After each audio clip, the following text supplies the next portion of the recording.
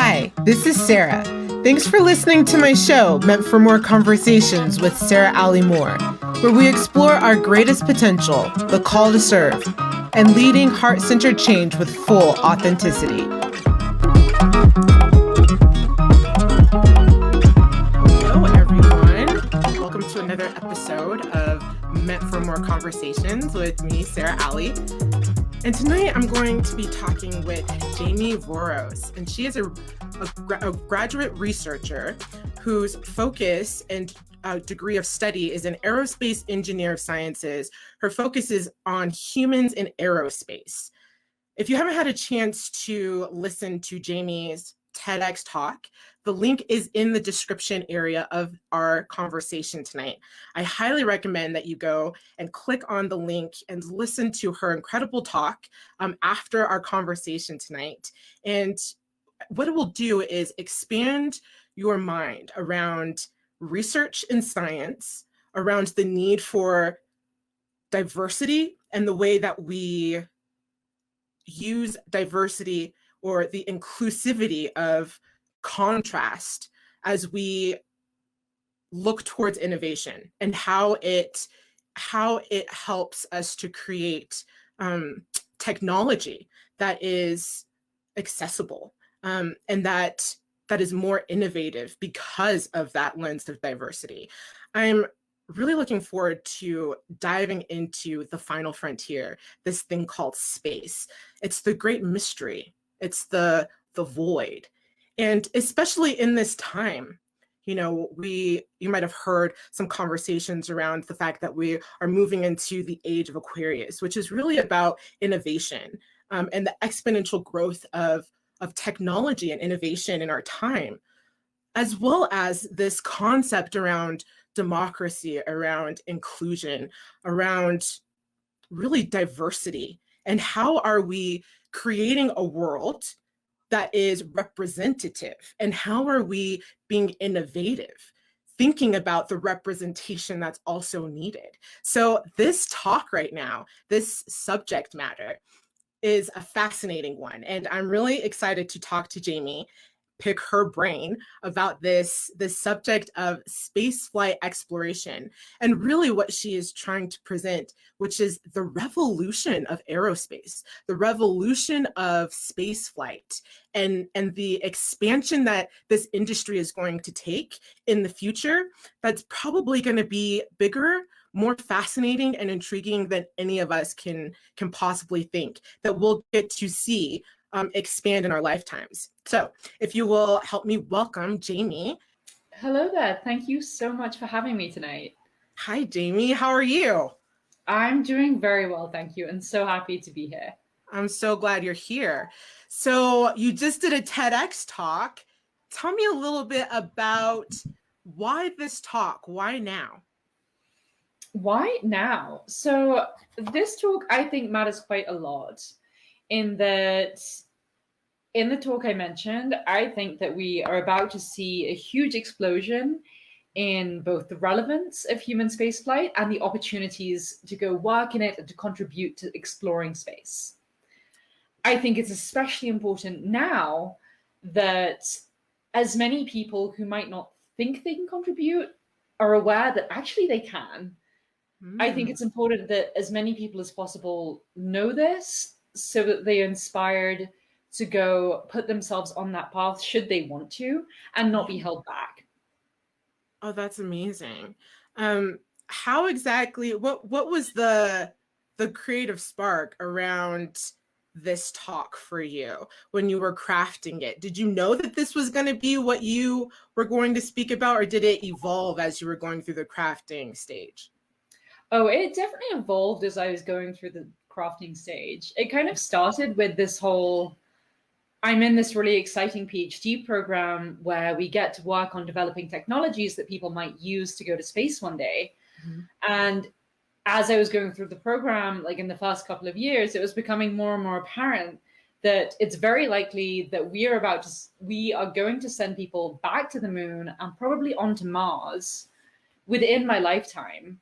And this is especially exciting because the last time any national space agency undertook something this big was way back in the 1960s when the United States put people on the moon.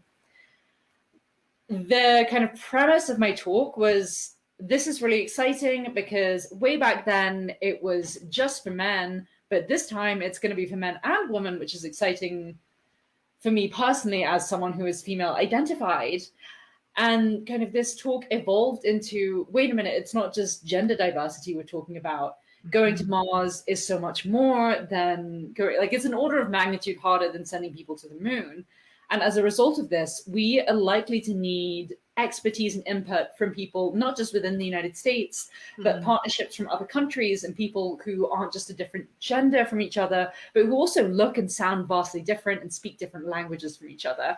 So I think from my excitement about gender diversity in kind of upcoming human spaceflight endeavors, sparked what then led into a talk on, wait a minute, we're going to need all these different types of diversity. And I think that's very exciting. That is incredibly exciting. What are your thoughts about, because this has been such a male-dominated industry, how do you see now the growth in representation of women? Yeah, I would also like to highlight that it's not necessarily just women. Like way back in the 60s when we were sending people to the moon, again, very, very exciting. People were not just male, but they were pretty much also exclusively white men. Right. Again, nothing held against these people, but I think what's exciting today is that we're seeing, particularly with NASA astronauts, a far more representative sample of people, definitely not perfectly representative of the United States population, but definitely a lot more representative than it used to be. I apologize. Can you repeat the question? Well, I'm just wondering. Not all of it. Yeah, no, I'm just wondering, like, of your own, like, your personal viewpoint as someone who is, part of this body of research, right? And who is going to be a huge player, I just have a feeling, in this industry. How are you feeling as far as representation of women? Because and then I will like to have the conversation around the diversity aspect, because that's major. But first and foremost is like even just the representation of women in this industry as you're going into it. Have you seen growth? Like it feels like you're incredibly optimistic about where it's heading, but where do you see that it is now? Honestly, in human spaceflight specifically, it's pretty great. I think I mentioned in my talk that my lab is like 50-50 men and women in both like, the students in the lab, our undergrads and our professors, which is really fantastic and very rare for an engineering department. Yeah. It's difficult to say nationwide because there are very few labs in the United States that have, like, there are very few universities that have dedicated human spaceflight or humans in aerospace laboratories. The only other one that I can think of off the top of my head is at MIT, the Human Systems Lab. And I guess the way that it's evolved, when I was at MIT, I left in 2016, that lab was called the Man Vehicle Lab, and they have since renamed that to the Human Systems Lab so as not to include a gendered term in the lab's name, which I think is fantastic. Wow. Yeah. And actually, while I was at MIT, I guess they were slightly more male-dominated in terms of faculty. But I also noticed that unlike many other engineering labs, there was a very good, not quite 50-50, but certainly a better than average at MIT representation of women in that lab. That's wonderful. Now, so much of your talk is also focused on diversity, not just in women, but around age, around race, culture, all of that. So in what ways are you seeing that this field prioritizes diversity? Yeah, I love that you've asked this question. So between giving my talk and now, the European Space Agency released a call for astronauts, or said they're going to be taking applications for the first time in more than a decade. What I think is very, very exciting about this particular call for astronauts is that they are not only looking for an even split between genders or to better represent the population of member states. Yeah. They are also seeking to bring on an astronaut candidate with a lower extremity disability and to question the notion that all astronauts need to be perfectly able-bodied. The reason behind this being that, well, taxpayer money is funding the European Space Agency, taxpayer money from the member states is, and therefore the European Space Agency must seek to represent everyone in its population to the point that it can. And given that humans aren't optimized for space, in a way, we're all handicapped when we go to space. And so why should a handicap that applies on Earth also necessarily apply for space? When we all need so much technology and support, why can we not extend this technology and support to people who aren't necessarily able-bodied? That's something that I think is really exciting and is a big change going forward. And I can't wait to see what comes of it. Oh, that's really exciting. Yeah, that's such a concept. The ways of which ableism is really prevalent in our society in so many different industries. And yeah, the need to shift the perception around, if we're thinking about the future, if we're thinking about innovation, if we're thinking about meeting the needs, and charting space is all about, and correct me if I'm wrong here, but charting space is also about discovering other possibilities of life, other possibilities of which we might live, and representation, of course, would be so incredibly important in that. Yeah, that's so interesting. Do you find because this, would you say that this is an incredibly competitive industry, like globally? Is there like a race amongst the international community of like who's going to discover what faster? Does that exist? I think that used to be the case. Certainly in like the 60s, there was the space race between what was then the USSR and the United States. However, I think it's kind of more exciting now that it seems like a lot of nations are working together, but then you have private companies like SpaceX, Boeing, Lockheed Martin, just to name a few. There are more who are all kind of bidding for contracts to build launch vehicles and kind of creating competition within each other in the private sector. Yeah. To thus create more efficiencies, and get several different types or give more options for launch vehicles. Yet at the same time, we're seeing partnerships between, again, the ESA and the United States in terms of NASA's Artemis missions, which aim to put people back on the moon. Okay, interesting. So yeah, definitely a very interesting juxtaposition of partnerships and also some competition. Yeah, okay. I'm just curious, I'm curious too, because it is such a global industry. And, I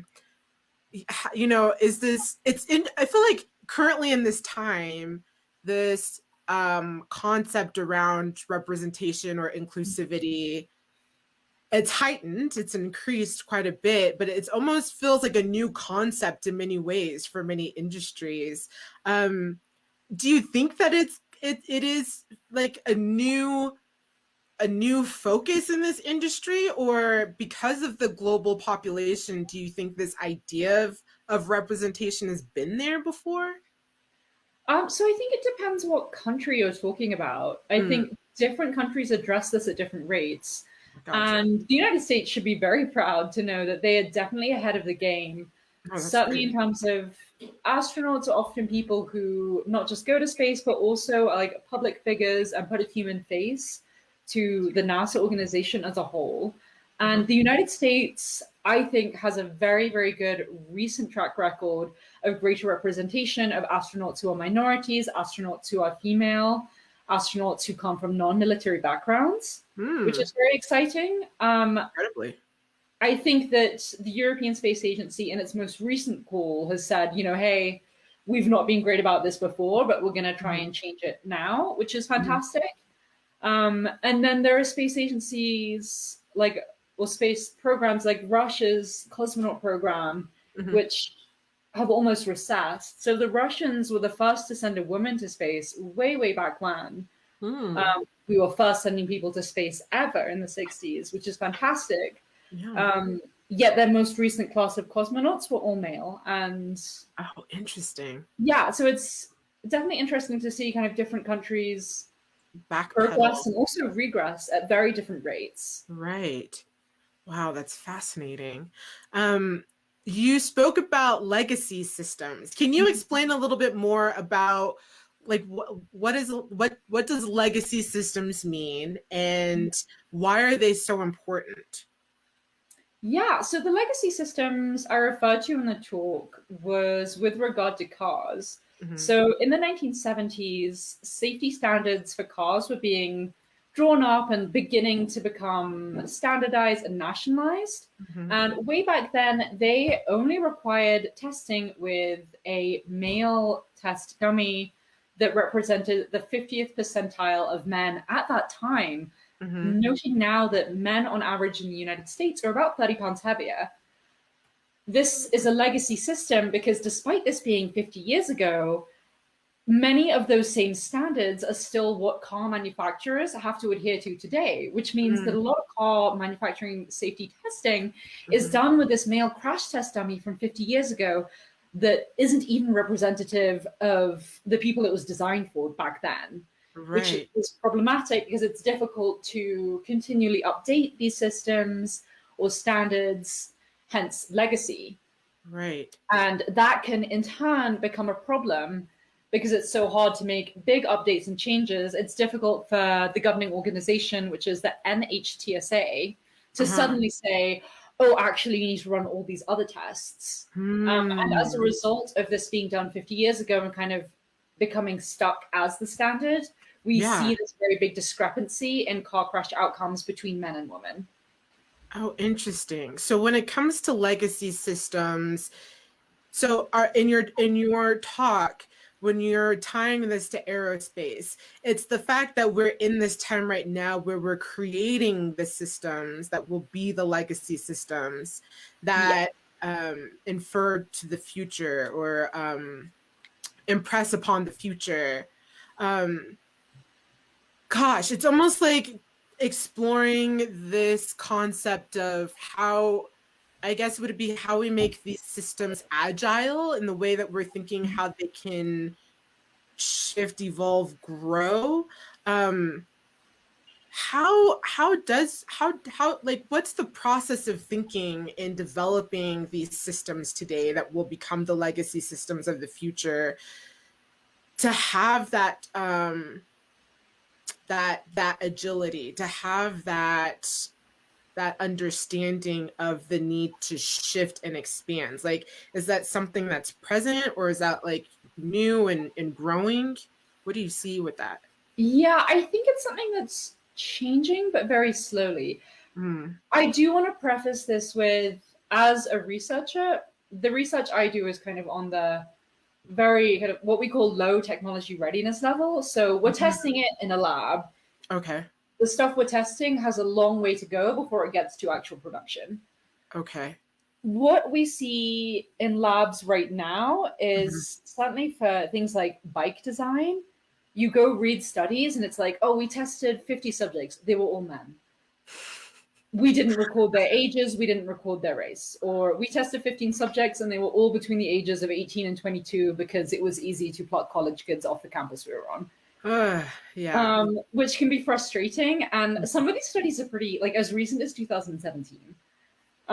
What I do see a bit now Uh-huh. is, certainly in my lab, active efforts to have what I call a balanced subject pool, or a subject pool that better Mm, represents people who are likely to be using mhm, what we're mhm, testing.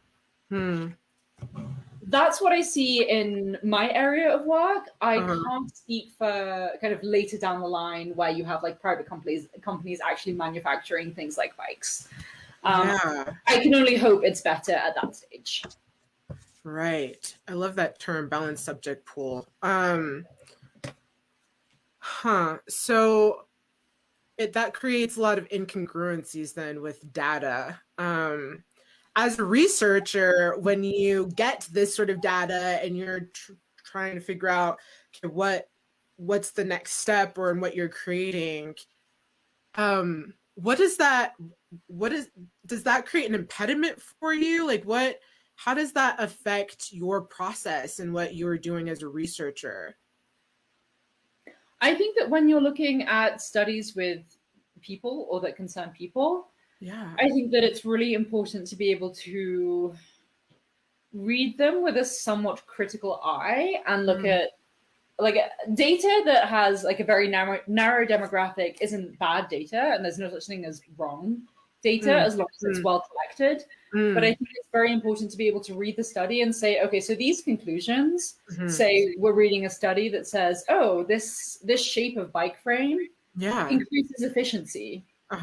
It's very important to go through and read the study and be like, oh, they only tested on young men, so this bike frame increases efficiency, but it might not increase efficiency for me.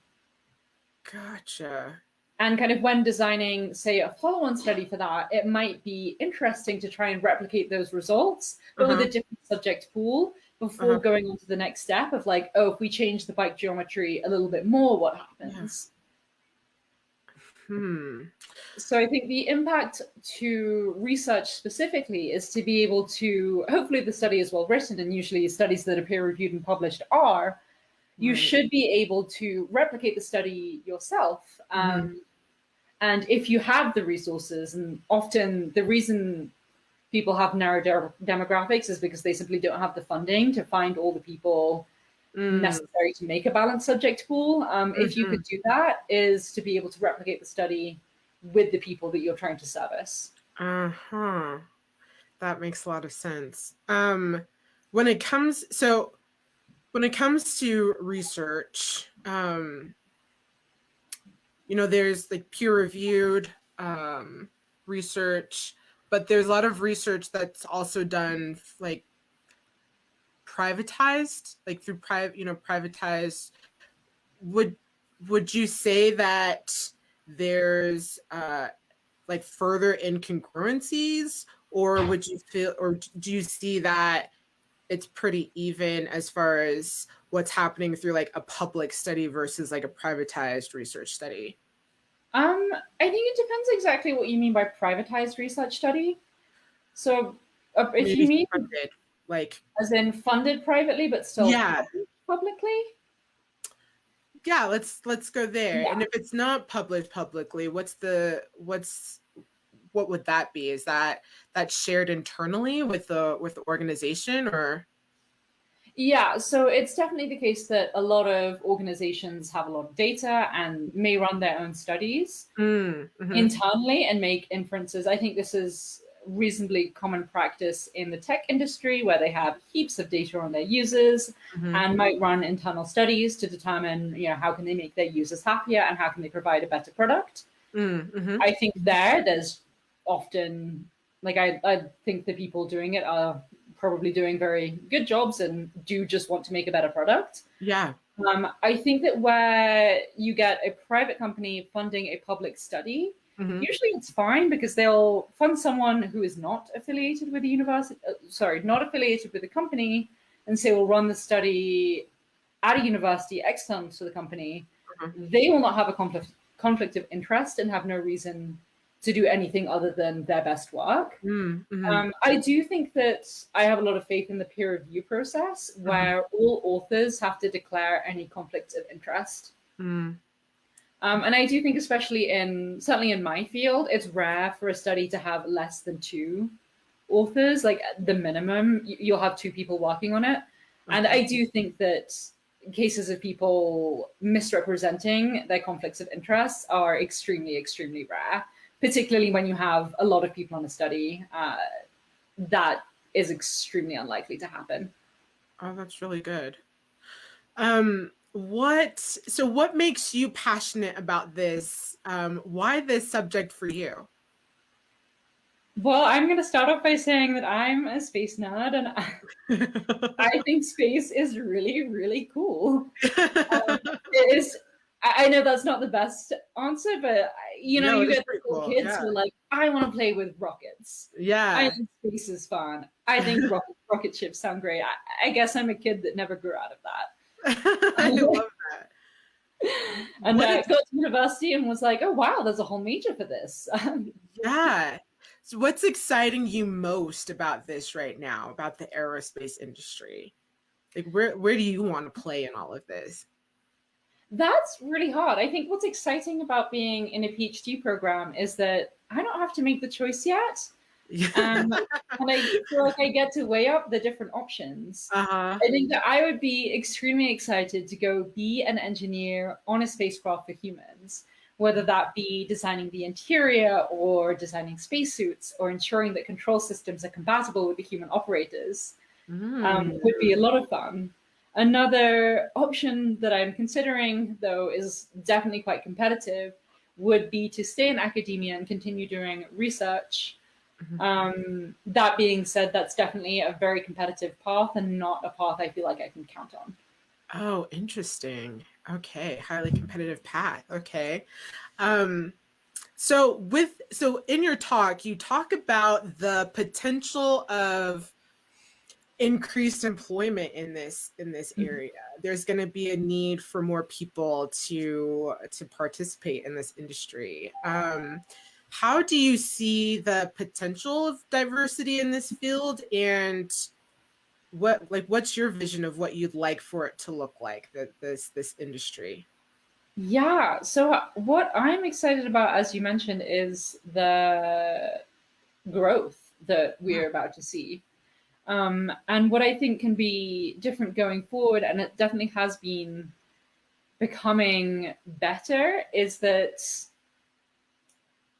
the European Space Agency has said, our astronauts are, X%, like overwhelmingly male, Yeah. because our applicant pool is overwhelmingly male. Uh-huh.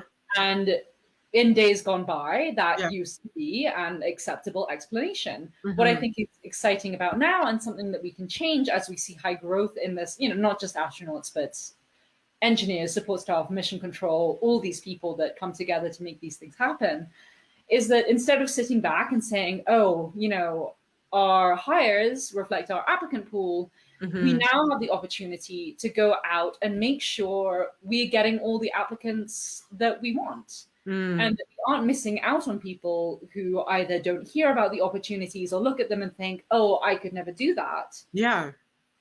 I think that right now we have an opportunity to shift that applicant pool to be more representative of our population. Oh, that's awesome. That's really good. When it comes to um, even like being an astronaut, I mean, is that a highly competitive um, area? Extremely. Extremely. Okay. How, like, is there a mindset towards diversity in there, and like really like a greater shift in that right now? I think so. I think that if you look at recent NASA astronaut classes, NASA has definitely the most astronauts of any space agency. Uh-huh. And they make calls every couple of years. And Mhm. certainly if you look at the recent ones, they're about 50-50 male female and Yeah. have underrepresented minorities in their classes, which I think is fantastic. I Wonderful. Yeah. do think that definitely demonstrates a shift towards it. And I think that we will hopefully see what is going to happen in Europe. I guess it's not until 2022 that they'll finish selection. Uh-huh. But I'm hoping that we'll see a far more diverse class of astronauts for the European Space Agency with this next round of selection. Okay. So you talked about SpaceX in your talk, and it was my birthday, actually. It was my birthday Oh, weekend.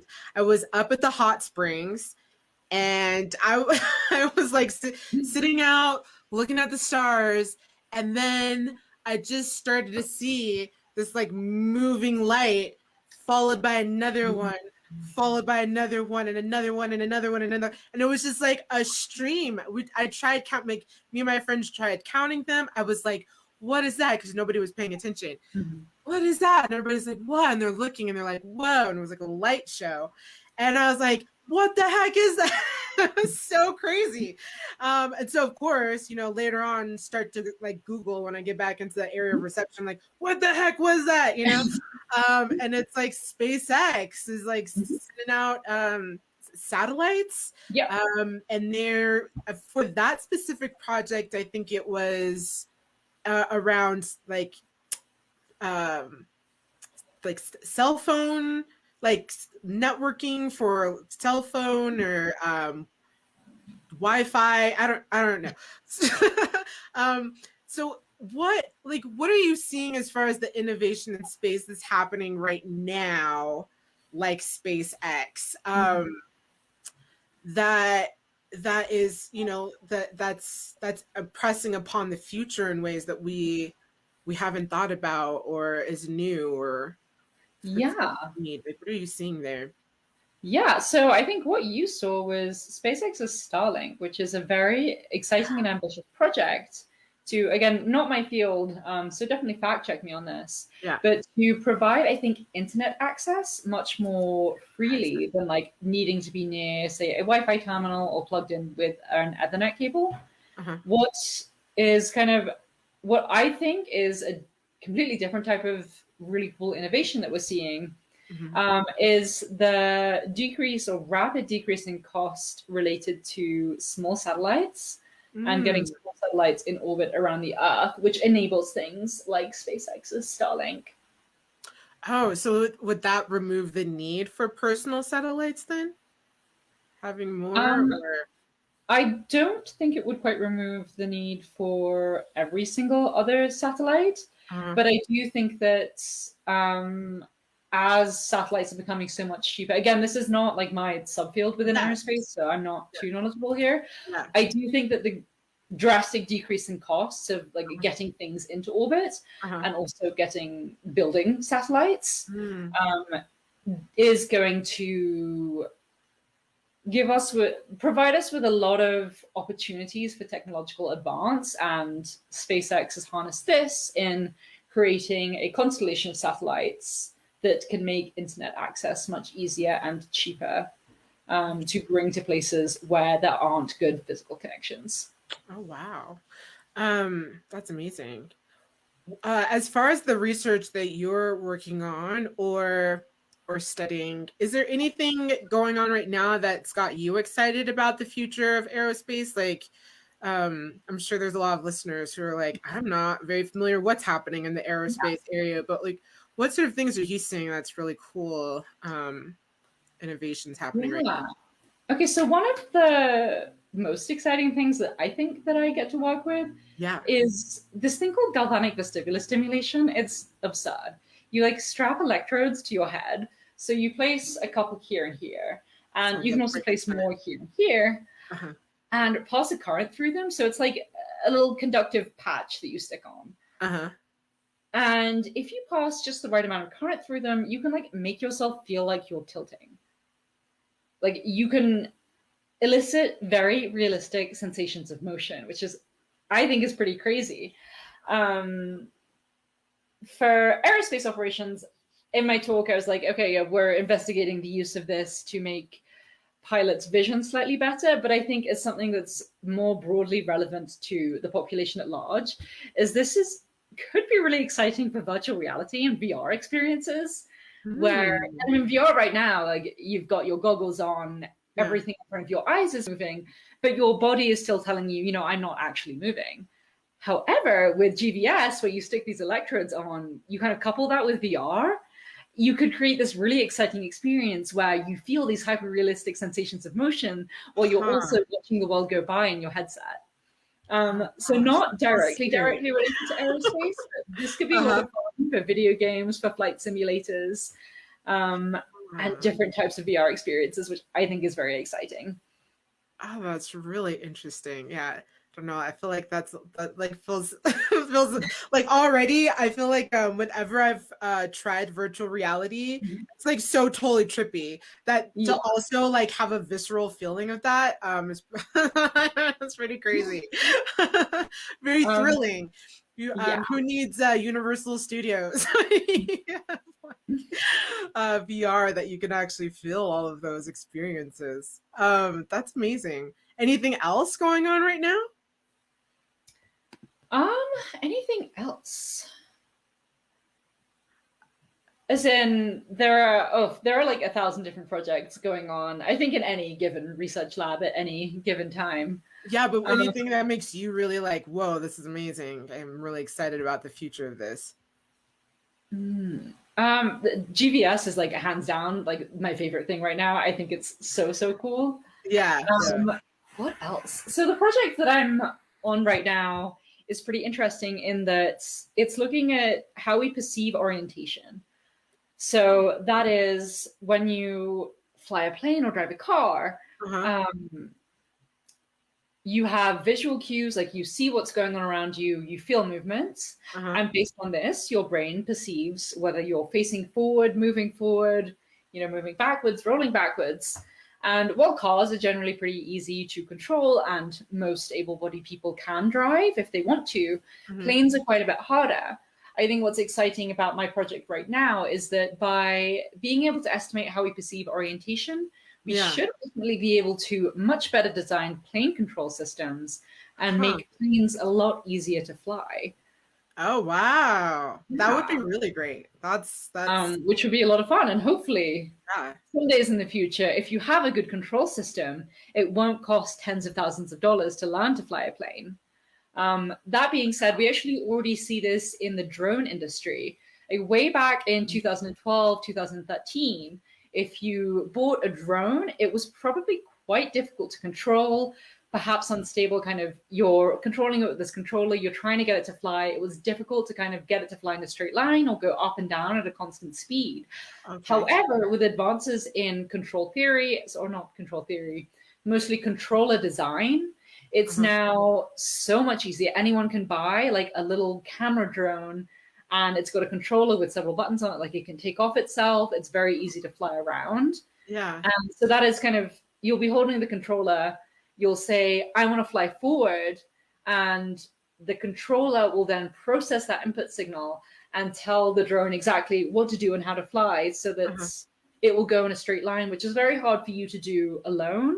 But with this controller, you can make it happen with little to no training. Oh, amazing. I think it would be really exciting to see that applied to bigger planes or bigger aircraft. Yeah, it would. Oh man. I was driving, so when I was in Hawaii, I got a chance to four-wheel over lava, and this car was like driving itself over lava, and I was just like, cars are self-driving over lava, like that's crazy. Like so yeah, this idea of being able to remotely like do things even more remotely, or I mean that I imagine that might help even in like decrease maybe risk, or it might make things more efficient even. It's interesting. But there is always that concern about automation, right? So how do you think as a researcher? Well, first, before I get there, because Charles, I think this is the best question ever. Like, can we create the smell of pepperoni pizza with that contraption with those things that we're attaching on us? I wish we could. Right now, it's just the vestibular system. So you have these organs inside your ears, which will tell you kind of which way is up and things like that. So if you close your eyes and tilt to the left, like you can tell you're tilting even though you can't see it. It's these organs inside your ears that tell you. Right now, we can only kind of mess with the signal that comes out of those. We have not yet worked out how to do that for your nose. Oh my gosh. That would be pretty cool, Charles. And onto your second question, yes, there has been a lot of, maybe not a ton, but I am quite familiar with research that's looked into using this as a means to help people with vestibular dysfunction. It's not my direct topic, but there is research going on in that field, which is very exciting. This ranges from kind of implants, like into your vestibular system, which can be very invasive, to using galvanic vestibular stimulation for either short periods or for long periods, which some researchers have shown has resulted in improved balance and gait. Oh, wow. Amazing.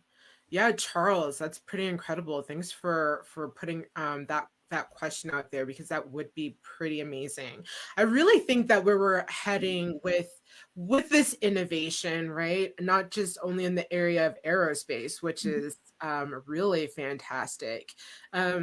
But also, like, you know, how these technologies intersect, right, in these ways of maybe meeting the needs of medically. And I know there's a lot of innovation, especially in like the biotech world and like all sorts of different arenas. So yeah, it's pretty exciting. I think the innovation that we're going to see in our time, and you get to be part of that, Jamie. That's so cool. Okay, this question about automation. So as a researcher, Yes. right? As we're looking at the future that's becoming more automated, how do you see where do you see the shift, right? Because as things become more automated, there's this fear around, you know, like manual labor goes to the side, and like jobs and all of that. As a researcher, is there any thought about automation and how that impacts like our humanity, society, our ability to engage, and our partnership with technology? Yeah, I think on the topic of automation taking people's jobs, what I really hope to see is something like a universal basic income implemented. Yeah. And that over the last 100 years, we've seen automation take the role of many jobs that used to be done, like washing machines and dishwashers, greatly reducing the amount of time you have to spend doing things around the house. Mm-hmm. This has resulted in humans today having a much shorter work week and generally a lot more leisure time than our counterparts 100 years ago. Yeah.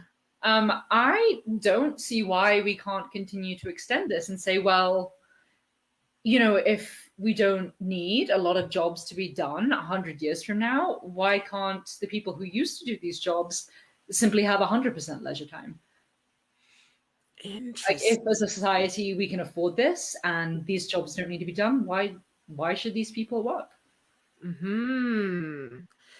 Yeah. See, I love that idea, and I feel like we're in this society perspective that is like no handouts, no, you know, like no, Yeah. try to pull yourself up by the bootstraps. That, you know, creates this idea of struggle, and it would be nice to think of a future that doesn't have to be one of struggle, but one of, yeah, like how do we incorporate this idea of leisure and providing, yes, providing support resources or whatever for our society as a whole. That's an interesting thought. I had a conversation while I was in Hawaii, Yeah. with a friend of mine. Her brother works in the biotech industry, and he offered this perspective around training people for quality control, because machines might not necessarily be able to quality control themselves, which might be the need that could fulfill the need for manual labor. And I thought that was an interesting idea that I hadn't thought about. I have a systems background, so and I've been a part of many quality control projects, which are needed, but sometimes like a headache. Yeah. So, Yeah. I like your idea better, Jamie.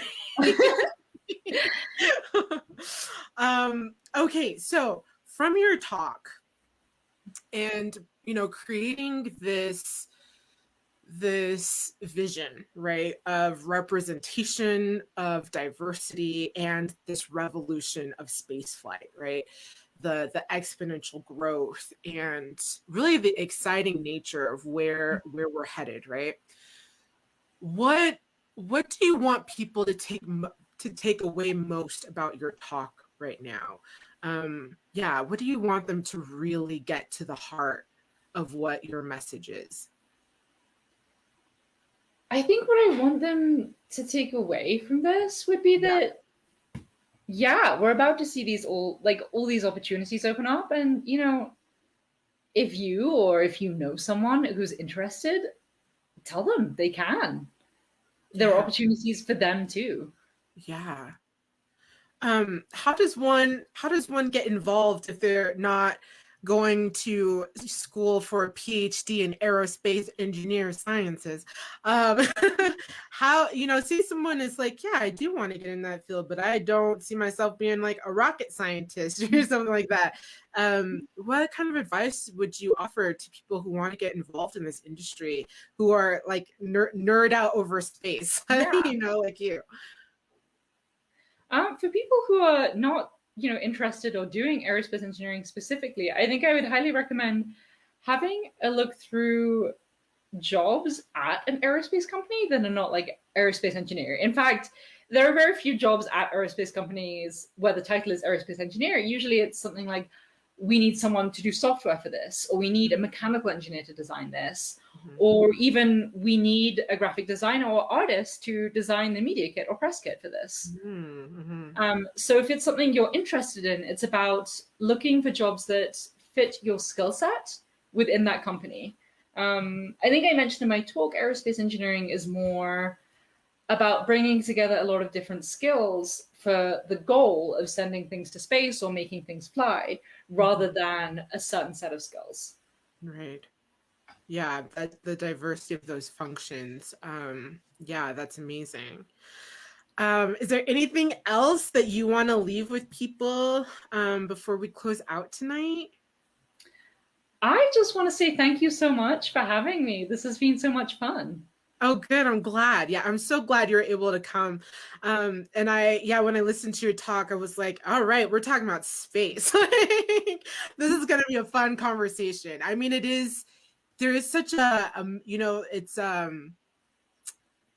there's such a draw towards space, right? Because of the mystery of it and the fact that it's what we know about it is just so small compared to the possibility and the potential that exists. So I was looking forward to having this conversation with you. And it's not every day you get to talk to someone whose sphere of influence and knowledge is around aerospace. So that's pretty cool.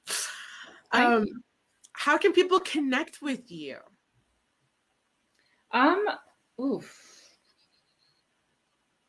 Instagram or my school email.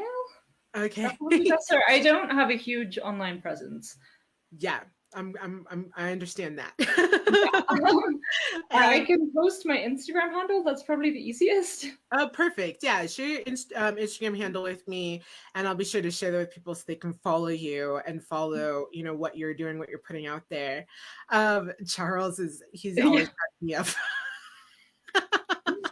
I can say it again. I think that being an astronaut would be the coolest job not on Earth. Charles, you're ridiculous. Well, thanks so much, Jamie, for joining me tonight. It's been a fascinating conversation. I have to agree, Charles. And really great to dive in and explore space, explore the great mystery and the innovation that's coming out of this. And you definitely have left some thoughts for me in thinking about research, thinking about the innovation that lies ahead, and really that need for representation, how important that is. So if anything, I hope that everyone is taking away the idea of the importance of representation, whether that's around, ableism, if that's around race, culture, gender, like the ways that we are thinking about representation in these different areas. So thanks for being the catalyst of this conversation tonight.